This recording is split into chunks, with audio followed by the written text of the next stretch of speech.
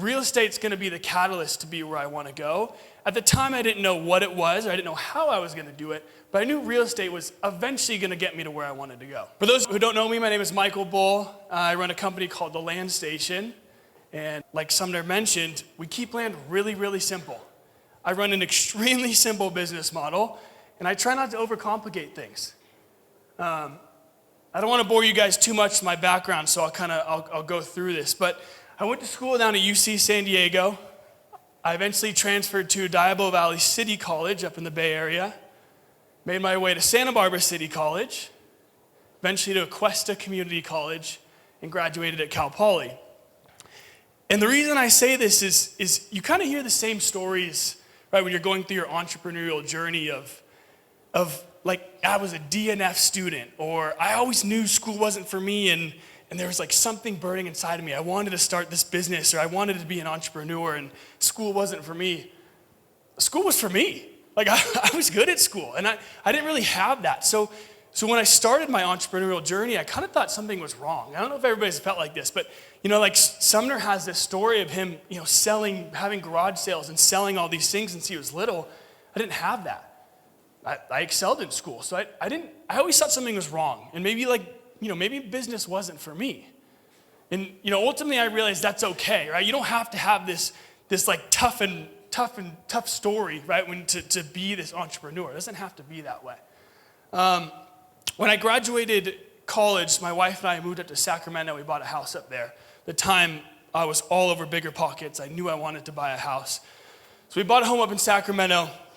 At the time, I was working a sales job. I was making $70,000 a year. My wife was in nursing school at the time. We bought the house for $320,000. I would work during the day. I'd come home. I'd fix up the house. It was just a beater of a house, just a dump of a house. YouTube University, how to fix up the house. So that's what I did. I worked during the day, come home, work on the house. On the weekends, my wife would go into the hospital. I'd work on the house. And at the end of the year, we bought that in August of 2019. 1 year later, August 2020, we sold the house for $490,000. And I remember thinking, I just worked an entire year at a sales job, making $70,000. And in my spare time fixing up this house, we put some money into it. We walked away with a little over $100,000, and I thought, real estate's going to be the catalyst to be where I want to go. At the time, I didn't know what it was, or I didn't know how I was going to do it, but I knew real estate was eventually going to get me to where I wanted to go. But like we do, we kind of fall back into our old ways. Oh, there's a picture of the house there.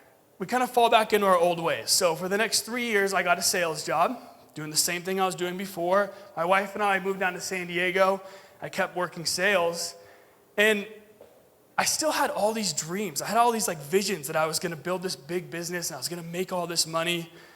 And one time my wife came to me and she said, Mike, you have all these dreams, right, of building this big business. You want to make all this money. And I was talking about how I was going to make millions and millions of dollars. And she said, I don't know how you're going to do it, but it's not here, right? It's not working this sales job. I said, you're right. So that next day, that was on a Sunday, that next day I walked into the office and I quit.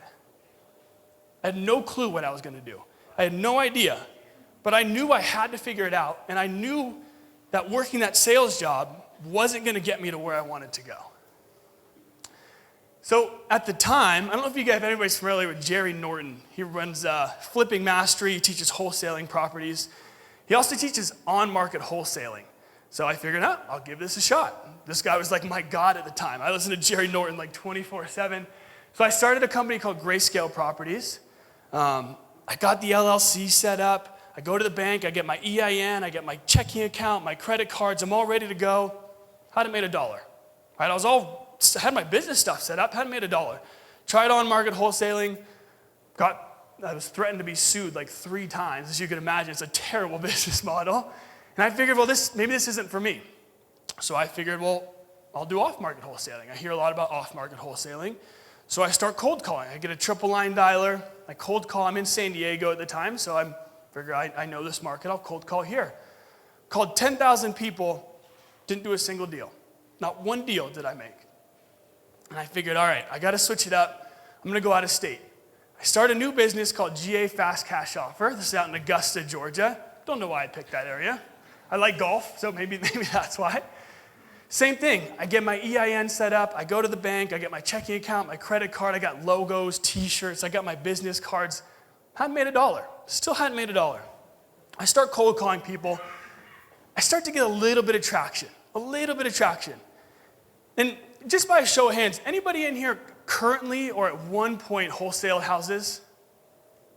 It sucks, right? It sucks. It is so hard. It's so hard. So like you guys probably know, things didn't work out, right? The deals that I thought that I had, they ended up not working out. And I'll touch on that in a sec, which ultimately led me to Land Station. And I don't know if by the people that had their hands up, if you guys are still wholesaling houses and have not yet started your land business, I promise you, if you could put 50% of the effort that you put into your wholesale business into land, you'll make a lot of money. So real fast, the last 2 deals I had done wholesaling, I had a 7-property bundle out in Augusta, Georgia. I put it under contract for $420,000. I found a buyer in San Diego that next week for $520,000. And I thought, this is it, right?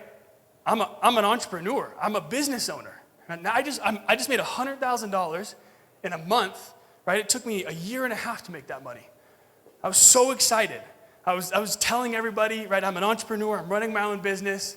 Well, as any wholesaler knows, it never works out this way. Couple quiet titles, brought a partner onto the deal. I walked away with $14,000. That paid bills for like 2 months, 3 months. Okay? About a month later, I get 2 duplexes out in Augusta. I assign each of them for $30,000. Again, this is it. I'm a business owner. I'm running my own business. I'm successful. Again, I'm gonna make $60,000 in a week. It took me no effort to get that deal. 1 week before closing, owner passes away. I get a call from the son, hey, it's got to go through probate. There's nothing we can do. I had no money. I was out. At this point, I knew something's got to change. Sumner at this point had been telling me for weeks and weeks, Mike, you got to try this land thing. I'm making a ton of money. It's spitting out cash. You got to give it a shot. And eventually, like Sumner was saying, I did that. I dismissed him for months. For months, I said, I don't need Sumner. I don't need another man to tell me what I can figure this out on my own. Right? We're so prideful. I had no money. Like I had no business. I remember telling Sumner, oh, I'm doing all these deals. Yeah, I made $100,000 on this deal. I made $60,000 on it. I made zero. I had no money coming in. But I was so prideful. I didn't want to admit the fact that I didn't have the answers and I didn't know.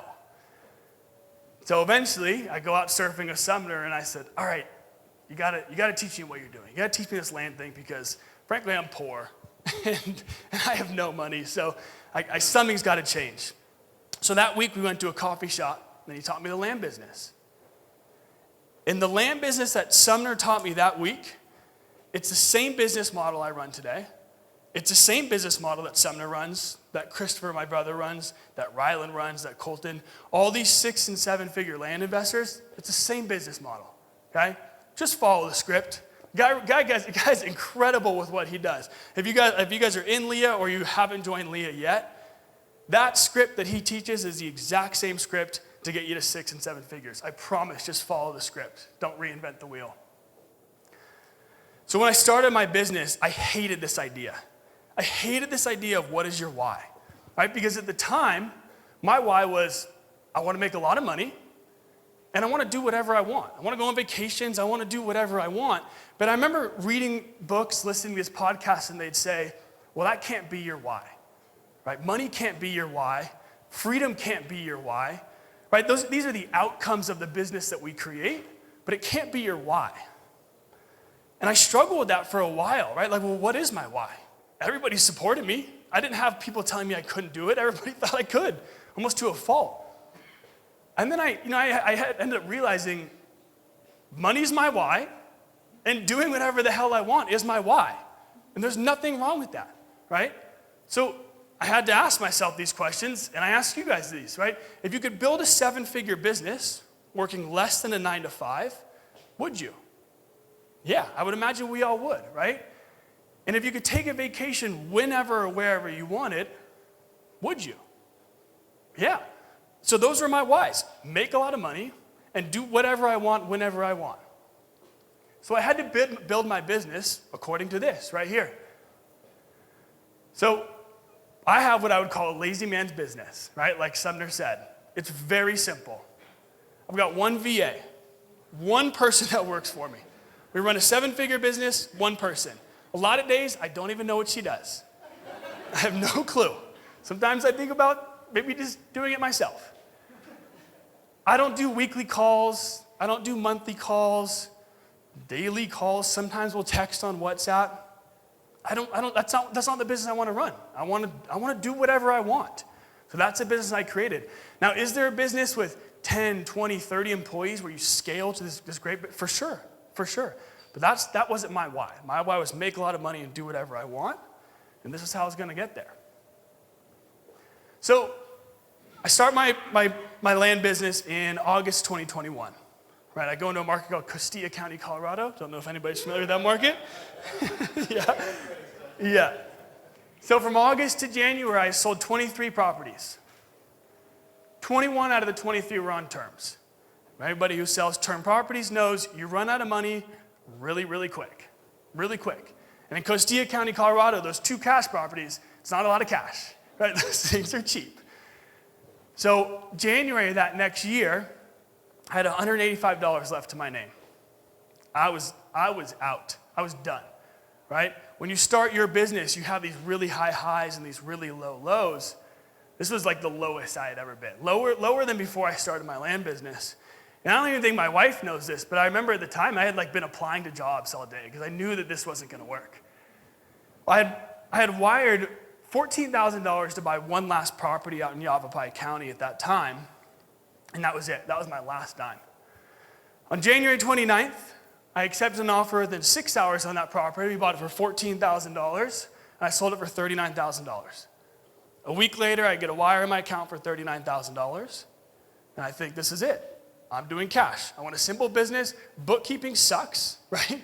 Bookkeeping on terms properties sucks even more. Cash is easy. I'm going to do cash. So that's what I did.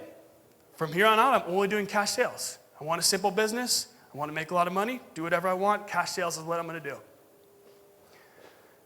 Now let me sidestep here. I went to a conference a couple weeks ago, a short-term rental conference down in San Diego.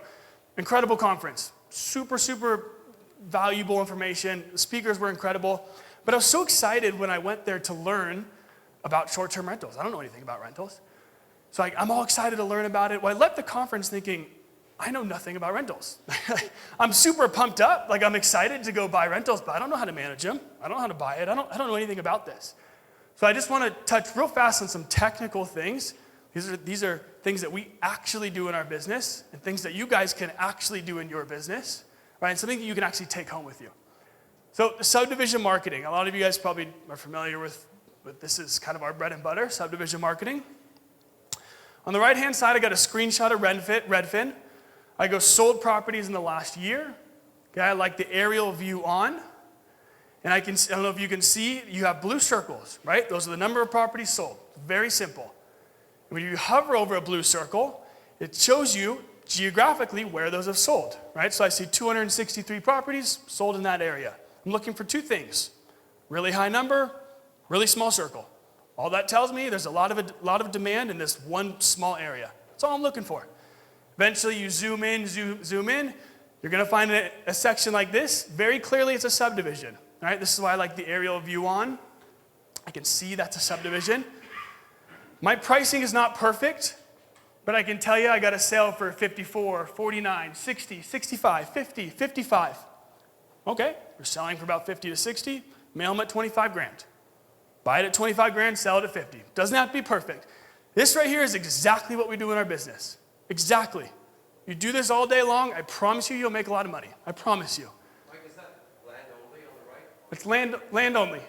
Land only. Sometimes when new investors come in, we get so caught up in trying to find this certain buy box, right? Well, I only buy 2 to 5 acres, and I only buy in Eastern Tennessee, and guys, just go buy a deal, right? We're in the business of buying deals. If somebody came to me and said, hey, Mike, I got this deal for 20 grand, you can sell it for 60, and I was like, I only buy 2 to 5 acres, sorry. Yeah, you'd think I was crazy, right? We're in the business of buying deals. Don't fall in love with your buy box, right? It's really simple. Buy Pricing doesn't have to be perfect. Here's the second way we market, right? First way is subdivision marketing. When we do a county-wide marketing, this is exactly what we do in our business. I promise you I'm not shortcutting anything. We go to the LIA heat map. If you guys don't have the LIA heat map, get it. Shameless plug. It's incredible. It tells you the sell-through rate of every county in the U.S., almost every county. Find one, we'll go to Redfin, okay? I like to go sold in the last year. I like to split it up between 2 to 5 acres, 5 to 10, 10 to 20, 20 to 40, 40 to 100, okay? Download each section. We're gonna export it into Redfin. Here's the categories I want. I want the address, the price, the acreage, the price per acre. Those 4, okay? Sort, price per acre, low to high. We're gonna take the bottom 10% and the top 10%, remove them, okay? It's gonna get rid of our outliers, typically. Sometimes you'll have to mess a little bit, okay? But if we get price per acre, we remove the bottom and top 10%, you'll get rid of your outliers, okay? Find the average, take 45% of it, mail it. That's it. There's nothing sexy about what we do. This right here is it. You want to do 46%? Do 46%, okay? This is exactly what we do. I promise you guys, if you do 10, 20,000 of these a month, you'll make a lot of money. I promise you. Some of you guys hear me talk about quite a bit, control the controllables, okay? This is how I run a simple business. Everything's broken down into 2 things, inputs and outputs in this business. Inputs are the things that we do, right? Market research, how much mail I get out, the copy on our listings, the price we put, okay? Those are the inputs. Outputs, things kind of that are outside of our control, right? The number of deals we get, the quality of deals we get, the offers that come in, right? These are the outputs. Everything is outside of our control except really for one thing, the amount of mail that goes out. The amount of mail that goes out, it's the only thing that we can control, okay? And maybe, or texting, if you do texting. Everything else is outside of our control. You want to know how I run a simple business? I don't stress about the outputs. I don't care if I don't get deals coming in. I don't care if they're bad deals. I don't care if I don't get an offer. You'll never see me send a screenshot of my Zillow saves and say, hey, why haven't I sold this property yet? Doesn't matter. There's nothing I can do about it, right? Don't let your bank account dictate your decisions. This is a very capital-intensive business that we're in, right? We're buying 10, 20, 30, 40, 100, $200,000 properties. Especially when you're starting out, what happens is you see this dip in your account, right? You think, maybe I shouldn't mail this month. Maybe I can take a month off. The worst thing you can do, okay? Have a marketing plan, whether it's $10,000 a month, stick to it every single month. Last thing, guys, I can't hammer this in enough. Mail, mail, mail. You don't have a business if you're not mailing or texting or cold calling, whatever it is, marketing. Mail, mail, mail. It's the only thing that we can control in this business. The industry that we're in, people always ask me, Mike, how do you run such a simple business? Guys, it's the oldest business model in history, right? We buy low, we sell high. It's not that sexy. There's nothing else to it. I buy a deal at 50% of its value, I sell it at 90%. There's nothing special. It's the oldest business model in history with a quote-unquote new opportunity, okay? Sumner taught me this when I first started my business. He said, Mike, get really, really good at something. Find what works for your business and get really, really good at that. For me, it was infill lots. I just understood them. They made sense. I got really, really good at infill lots. Then I'll start experimenting with other things. Okay? Try not to do too much too fast when you start your business. Just get really good at one thing. Here's 5 ways to simplify your business, the 5 most common ways I see people ask me. Let the title companies do their job. We pay them a lot of money.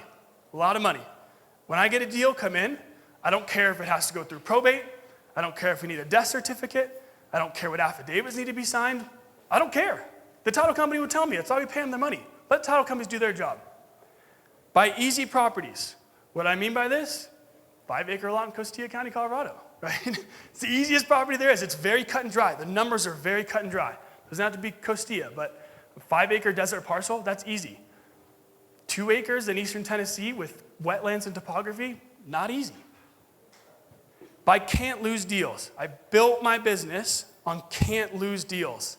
And I still have my business built on this. What I mean by that, if I'm buying a property for $10,000 and I think it's worth 20, all the comps are showing me 20, and there's maybe a couple comps that say, it could be worth 14 or 15. Okay. Worst possible scenario, I sell it for 14, 15 grand. That's a can't lose deal. Okay. I think I'm going to double my money. There's a chance I might only make 50%. That's a can't lose deal. I built my business off these.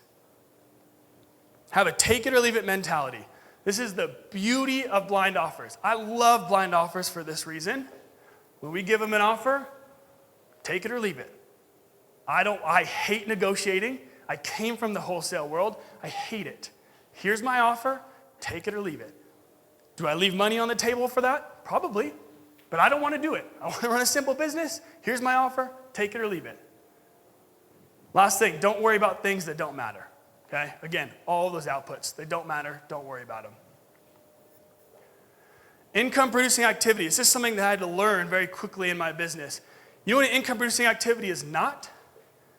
Setting up your LLC, setting up your corporate structure, right? When we're first starting business, and actually even when we're in it years in, we do this busy work, right? And we tell ourselves that what I'm doing is meaningful, right? Because I'm working really, really hard, and we know deep down that work means nothing.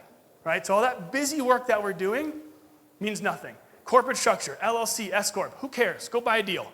Who cares? Script changing. Well, what am I going to say to the sellers when they call me? I'll tell you what, go mail 100,000 pieces of mail, talk to 1,000 sellers, you'll get really good at what to tell them. You'll get really good. Website copy. I promise you guys, nobody's ever gone to the landstation.com, read my About Me page, and thought, I'm going to sell to somebody else. Okay? I promise you. Doesn't matter. Buyer's list. Get a really good deal, it'll sell itself. Buyer's lists don't matter. Okay? Find out what income producing activities are. You know what income producing activity is? Mail. Mail, mail, mail. Right? That is the only thing, really, that's going to produce income. And last slide, guys, and I'll stop talking. But the work-life balance is the most beautiful thing about this business. Right? This is why I love this business so much. You want to build a simple business? Every day there's 2 to 3 things that matter. Every day in your business, 2 to 3 things. Could be call a realtor, list a property, accept an offer. That's it. Nothing else matters. Approve a mailer, right? You want to build a simple business? Do those 2 to 3 things, nothing else. We all are very well aware of those little things we do in the background that we think is meaningful, but we know it's not, okay? Do those 2 to 3 things. Build a business around your life, not the other way around. I want to make a lot of money. I want to do whatever I want. I'm going to build my business that way, all right? When I was building this presentation, I came across a script that I thought kind of embodied my business, if you will. It says, never get so busy making a living that you forget to make a life. I'm going to say it again. Never get so busy making a living that you forget to make a life. Okay? If you want to go make $1 million a year working 3 hours a day, go do that. Okay? This business can do it for you. All right? That's all I got, guys. I appreciate you letting me talk to you. Thank you, guys.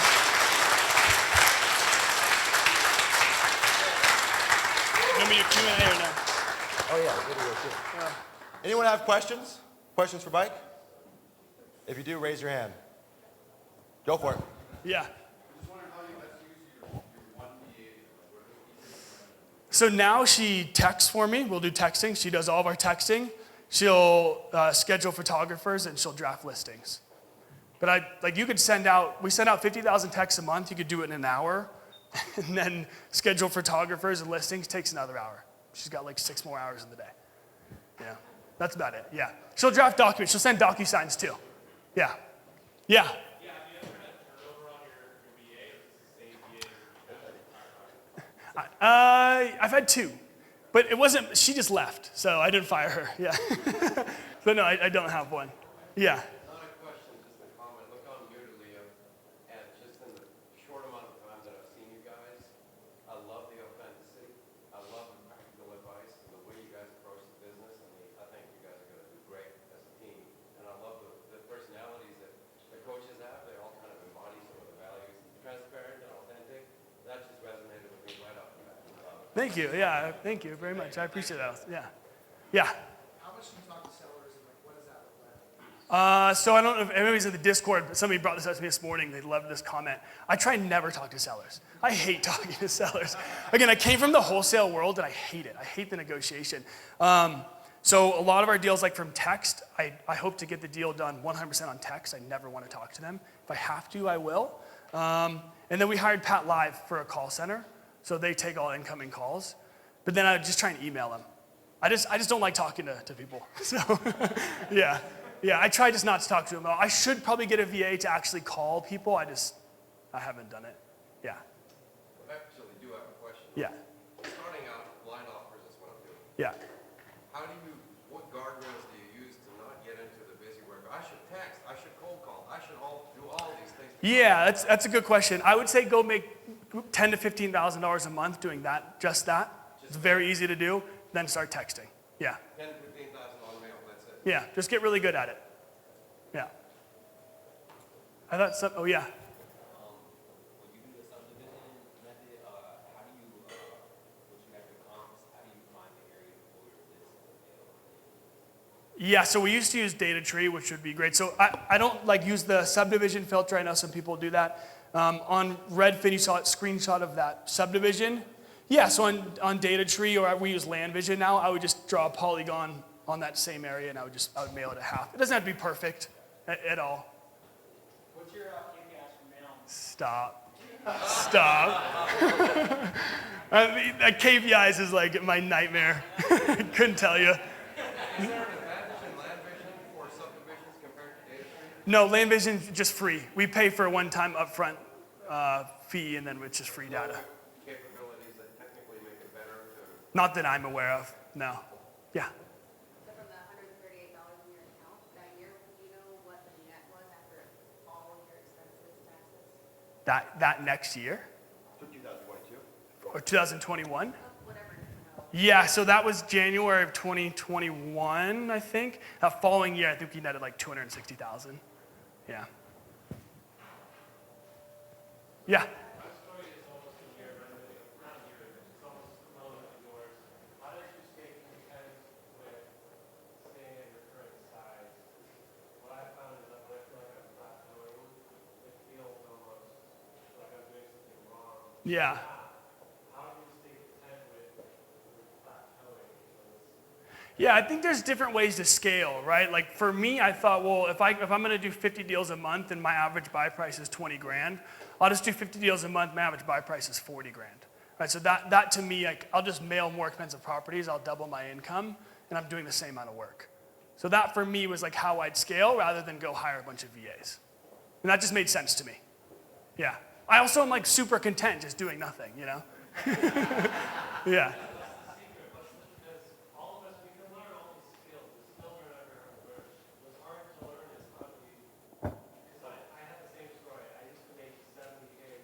Yeah. My W-2, then with land, it goes 150 to 300.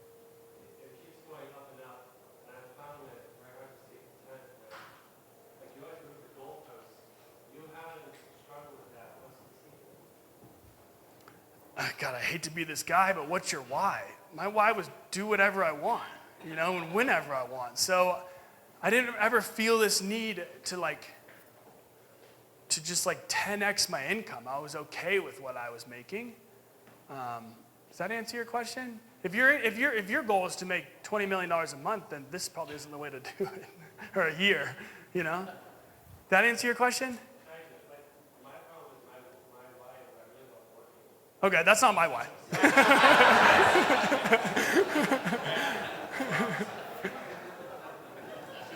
Yeah, go hire 10 people and manage them. I bet you could scale really fast. Yeah, I imagine you could scale past me in a year. Yeah, I don't want to do that. Yeah. Yeah. We do a little bit of everything. So we'll self-fund, we'll get funders, we'll double close. It kind of just depends on the deal. But yeah, we will fund our own deals sometimes. Yeah. Yeah. Speaking of double closing, are you using buyer funding? Is that for transactional funding? Or double closings? Brand using that buyer funder for I'm sorry, are we doing it? Oh, pass-through funding? So using the sellers? Oh, okay, yeah. Yeah, if the title company will allow it, for sure, we'll do pass-through funding. So the new buyer will just fund the seller, I get the difference. Not all title companies, not all counties, not all states allow it. So if they don't, we'll just use our own money. If they do, well. One thing I'll add about double closing, we've been talking about this a lot at LIA, it's a who, not how kind of business. It's like, hey, are you in the right state? That's the first thing. But do you have the right realtor? Do you have the right title company? If you look at the rules in California, we have title companies that completely go against the rules, and then some that like follow it to a T. It's really about just having like the right players for double closing. You can make it right cost. We have some title companies that want you to disclose how much you're making on it, and other ones that don't. Yeah. Yeah.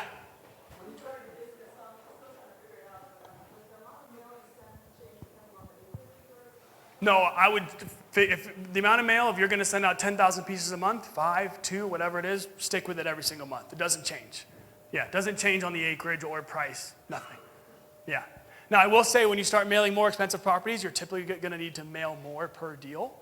So just kind of account for that, right? Don't be bummed when you only get 2 deals per 10,000 when you're mailing 6-figure properties. Same template. Yeah, same thing. Yeah. So when you say KPIs after your thing, No. have you noticed year over year increases in the amount of mail it takes to get a deal, even at Less. I've noticed less. Less, We get better, more deals per better mailer? ROAS on our mailers. Okay, year ours after is year. less. Ours is the opposite. Like, there's so much variance in this business. In my business, I've noticed we've had to mail more per deal. His is probably the opposite. There's just so much variance. To me, it's like, it doesn't matter. Let's just keep mailing until I get a deal. But I do think that we have to mail more to get a deal. Now, I don't know the number at all. When But- what happens? You get more deals for less mail when what happens? Yeah, I mean, so like, there's different segments to our land business, right? We kind of have like different verticals. So we got our owner finance stuff. We got kind of the mid-market strategy we teach LIA members, and we've got our subdivide stuff. So like on a subdivide, I might spend 20 grand to get a deal. That's crazy. It's totally different. On the mid-market stuff, 17 to 1,800 letters per deal. That's like a mid-market we call 25K to 250K list price. But unlike Mike, I've invested a ton in terms of building a team and having omnipresence and working these people till they like, I'm blocking your number, like fuck off. Like we just go so hard. So I think our yield's gonna be better if you're just kind of taking the low-hanging fruit. I always say with mailing or really any marketing channel is business, it's like you could be profitable taking the low-hanging fruit and just doing the bare minimum. You can send out blind offers, take the signed purchase agreements and just do that and still make money, which is crazy. But what I look at is ROAS, return on ad spend. That's the health of our land business. So if I can put $1 in and make 15, it's worthwhile, and I'll build the systems and teams around it to do it. Let me touch on that real fast. Because I have a take it or leave it mentality, here's my offer, you want it or not, my ROAS is gonna be much less than his, right? Where if somebody mailed me and they kind of want to negotiate a little bit and I had an acquisitions person that could get on the phone and kind of talk price, I'd probably get more deals per mailer, but I don't have that. So that's why my ROAS is gonna be less. have you increased your amount of mail year over year? Yeah, year over year, month over month, we increase it, yeah. Yeah. Yeah. I'm kind of curious, if you're going to take it or leave, are you guys doing a follow-up tip or you guys? I never follow up with people. Yeah. What's that? You're just going to mail more, not just, what about the stuff that's already in the CRM? You haven't gone back? Somebody, Ari reached out to me this week and just like asked for my old leads. I just like sent it to him. My CRM is like so bare bones because, again, this is like not the business model for everybody. This is just my business model. Yeah, either they take it or they leave it. If they don't, I don't even put it in my CRM. I just like move on. Yeah. Yeah. Yeah. Dude, this is the one thing Mike and I have often gotten in fights about, like literally viscerally mad. I'm like, motherfucker, you need to hire people. Why you're not tracking your KPIs? But you know, the things that like different strokes, different folks, right? I'm not saying Mike is a poster child for what everyone should do, but I'm saying there's an alternative way to achieve your land goals, right? Like this business is a lot of different ways to skin the cat, right? And one of the things that I think about is like, what's that saying? It's like the mother of all invention is constraints. Definitely wrong, but like, what? There you go. I mean, there you go. I knew someone was gonna have my back. But what I think about is like, dude, what about anti-goals, right? So like, we always talk about goals. I want to make, $5 million a year, whatever it is.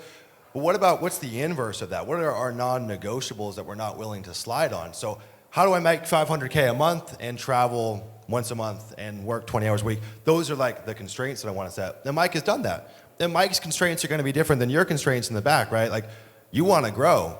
Mike doesn't want to grow. But it's been an area, well, you want to grow, but in your own way. But this has been the area Mike and I have gotten into many arguments about. All right, I'll take one more question. I'm sure Amanda's going to kick me off stage. Somebody who hasn't asked one. Anybody? Yeah.